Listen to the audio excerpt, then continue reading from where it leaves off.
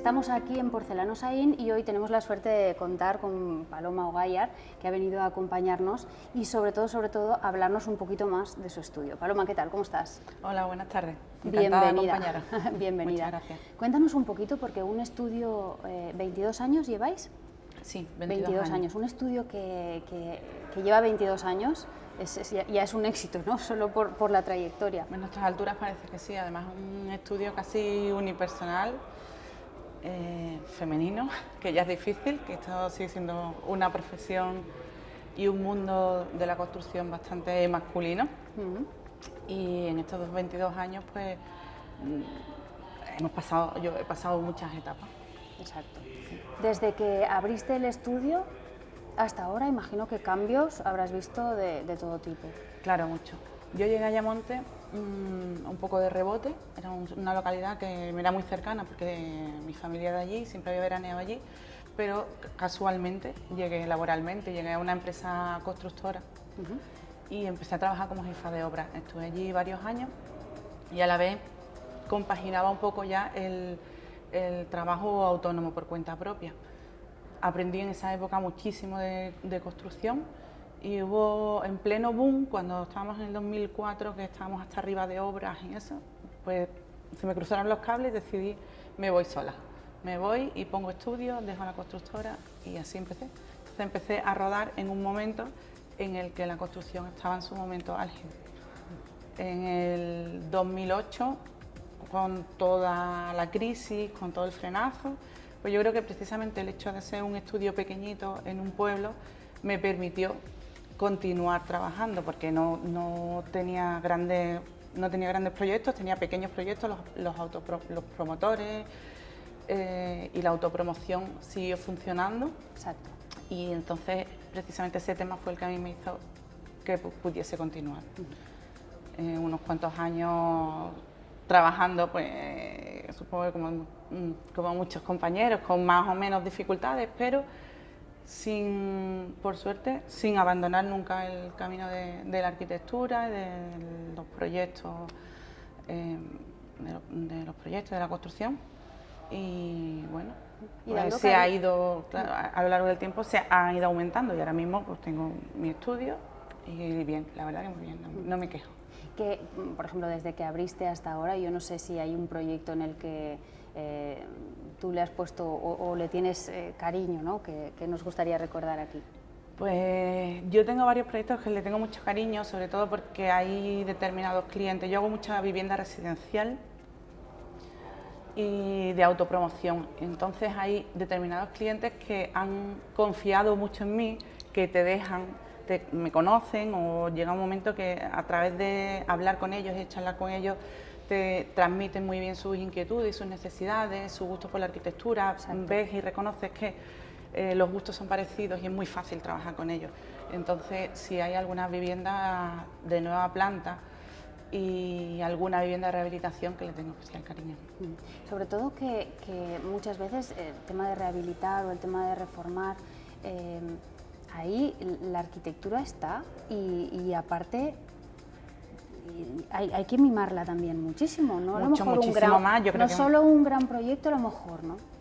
Ahí hay que mimarla muchísimo. Yo creo que hay que mimarla mucho más que casi un proyecto de nueva planta, porque no puedes tomar decisiones a priori, tienes que ir tomando decisiones en obra y sobre la marcha, porque vas encontrando un montón de problemas, podemos llamarlo, o ¿sabes? Que tienes que ir solucionando, que no las esperas y de repente, pues no sé, tienes un cruce de materiales que no sabes cómo lleváis sosteniéndose tantos años, o te encuentras unas instalaciones totalmente obsoletas con las que no contabas, o decides tirar lo que pensabas que era un muro, resulta que no es un muro y se está sosteniendo aquello, no sabes por qué. No sé, muchos problemas, ¿no? O piezas que te encuentras que de repente dices, pues esto hay que mantenerlo y vamos a conservarla y vamos a ver qué podemos hacer para meterla, incorporarla con los materiales nuevos y manteniendo la tipología de la vivienda. Entonces, bueno, está todo el día haciendo pequeños inventos. Exacto, sí, sí, superando retos, ¿no? Día a día, superando retos. Es verdad que desde que arrancaste ahora, también el cliente hay un cambio brutal, ¿no? El cliente que iba antes al cliente que llega ahora a lo mejor y que tiene preconcebidos o ha mirado mucho. Sí. Hay un cambio ahí también, ¿no? Hay también, porque el cliente de hace 20 años conocía muy poco de arquitectura, era 2 más 2, 4, la arquitectura que habían vivido normalmente era la arquitectura tradicional, con las casas tradicionales, con la teja y el arco y las molduras, y actualmente, pues gracias a todos los medios técnicos que tenemos, la gente vive otra cosa, aunque no lo haya visto, pero ya le está llegando información de arquitectura muy distinta. Y entonces normalmente vienen con unas ideas ya preconcebidas, cada uno en función de su gusto, pero el abanico es mucho más amplio. Por ejemplo, tú, aunque cursaste en Sevilla, después te desplazaste a Berlín, imagino que al volver también lo que se aprende allí choca mucho con lo que había en España, ¿no? Ahí también el aprendizaje es brutal, ¿no? Claro. Bueno, yo cuando me fui de Erasmus, creo que era una de las primeras Erasmus de la época, no estaba tan de moda como está ahora. Y a Berlín, ¿no? Y a Berlín, claro, una ciudad tan cosmopolita, tan diferente a las nuestras. Y de hecho yo estudiaba arquitectura en Sevilla y allí en Berlín iba a 3 facultades, a Bauingenieur, arquitectura, y a Landscape, que era urbanismo, hacía una asignatura en 3 específica de urbanismo, hacía proyectos en la de arquitectura y luego estructuras en ingenieros, digamos. Y nuestra carrera aquí copa todos esos conocimientos que allí son diferentes, nosotros los damos todos. Y es verdad que cuando estás fuera, pues siempre en Berlín, en cualquier sitio, cuando viajas siempre se te abre la mente, conoces gente nueva, culturas nuevas, formas de construir nuevas, materiales nuevos, y todo eso se te va quedando, ¿no? Lo vas absorbiendo poquito a poco. Bueno, y ahora que por ejemplo hemos vivido una etapa en la que salimos del tema pandemia, la gente está pensando en, oye, que los materiales guarden, que aparte ya de la sostenibilidad, pero sobre todo, oye, vamos a hacer las cosas para que sean más higiénicas, para que sea más ventilado. Sí. ¿Esto ha habido cambio también? ¿Has notado? Sí, también hay un cambio. La gente se preocupa más de ahora tener una casa confortable, de tener una casa cómoda, de tener una casa que sea fácil de limpiar, que tenga ventanas grandes, que sea luminosa, que haya ventilación cruzada, los acabados de los materiales, todo eso, la gente se preocupa bastante, ¿no? Exige, ¿no? Porque exige, sí. De repente como que le preocupa menos gastarse dinero en determinadas cosas y decide que prefiere invertir en el confort. Exacto. Bueno, y aparte también un cliente que ahora, o lo que se está pidiendo también en proyectos unifamiliares, a lo mejor lo ha sacado de una revista o de una foto que ha visto, ¿no? Y después a lo mejor no cuadra en contexto, ¿no? Claro, luego ahí está nuestro trabajo, ¿no? Nosotros tenemos que traducir o que absorber, o que coger todas las ideas y las necesidades que tiene el cliente, su programa, su capacidad económica, que es muy importante, y con todo eso luego tenemos que ver la normativa urbanística, toda la técnica, y con todo eso pues hacer un poquito de magia y llegar a hacer el proyecto y que después se pueda construir. Y en cuanto a eficiencia, por ejemplo, energética, ¿no? Que también están Claro. ahí. Ahora, antes a lo mejor en Berlín ya se veía, pero aquí hace Aquí es un relativamente tema poco tiempo, ¿no? Poco que se preocupe. Y todavía hay mucho pequeño promotor que no entiende o que no es consciente de que es la eficiencia energética. Le tienes que estar explicando que es la eficiencia energética del edificio y comparándoselo con los electrodomésticos, por ejemplo, ¿no? Es una comparación que se hace muy a menudo para que vean, claro. Pero también ya hay un cliente que es más exquisito, que ya cuando te piden hacer una casa A, ¿sabes? Sí, claro. Directamente saben lo que quieren. Saben ya. lo que quieren, claro, saben de qué están hablando. Exacto. Bueno, y que cuando son proyectos para un cliente, como tú dices, pues de una manera o de otra, ahí sí que la escucha, ¿no? Como arquitectos, la escucha al cliente ahí es esencial, ¿no? Ese tiempo que pasáis con ellos, que buscáis las necesidades. Sí, la conversación con el cliente es básica, y dedicarle tiempo, sobre todo al principio, y que, bueno, por lo menos es mi forma de trabajar, que ellos hablen, que ellos vayan soltando, desarrollando, ¿sabes? Desarrollando y contándote, y a veces vienen muy liados son muchas las ideas que traen y no se aclaran, y hay cosas que son incompatibles unas con otras. Exacto. Pero bueno, hay que ir buscando el caminito y aclarándolos. Claro que sí. Si hablamos, por ejemplo, del futuro, porque se habla mucho del futuro de la arquitectura, cómo vendrá, qué es lo siguiente, cuál es el siguiente paso, ¿tú cómo lo ves desde tu experiencia?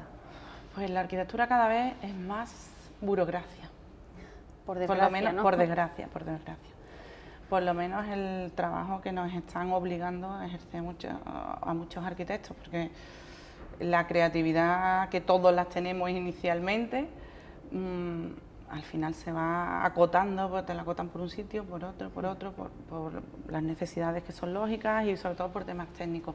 Luego la burocracia de la administración es salvaje. Entonces, a veces yo pienso que en el futuro de los que vienen por detrás van a ser burócratas totalmente. Va a tener que tener un expertise. Yo ¿no? creo que se van a especializar mucho, porque en todos los trabajos se están especializando, que lo mismo o se dedican a desarrollar 3D o solamente a proyectar, o solamente al cálculo de estructura, al cálculo de instalaciones, o a trabajar con las sedes electrónicas, pero temas como muy concretos, y se va a trabajar, que ya lo hacemos, trabajar en equipo, pero todavía más. Es como casi lo que viene podría ser, ¿no? Ese sería un poco el panorama que tú ves. Claro, ese es el panorama que yo veo, que al final estamos tendiendo cada uno a buscar la especialización y terminar trabajando juntos. Y por ejemplo, desde la formación, ¿no? ¿Qué cosas crees que se deberían ya de inculcar a la gente joven, a los que están ahora mismo dentro de su estudio?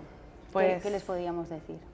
Además de todo lo que aprenden de arquitectura, yo creo que es básico para un arquitecto que nos enseñen cosas tan básicas como a manejarte después en una empresa, a gestionar documentación, a moverte en el mundo laboral, porque salimos de la escuela en ese aspecto muy crudos. Nosotros sabemos proyectar, sabemos hacer planos, sabemos hacer proyectos, sabemos hacer 3D, trabajar con las nuevas tecnologías, pero luego, cuando tenemos que enfrentarnos al promotor o a la empresa o a la administración, ahí hay una carencia importante, que la aprenden, en nuestro caso yo, pues con la experiencia. Sobre la marcha. La experiencia, porque son muchos años, pero cuando salimos de la escuela no controlamos nada de esos aspectos. Bueno, como estamos aquí en Porcelanosa, sí que es verdad que a mí me gusta siempre preguntaros qué importancia le dais a los materiales en vuestros proyectos.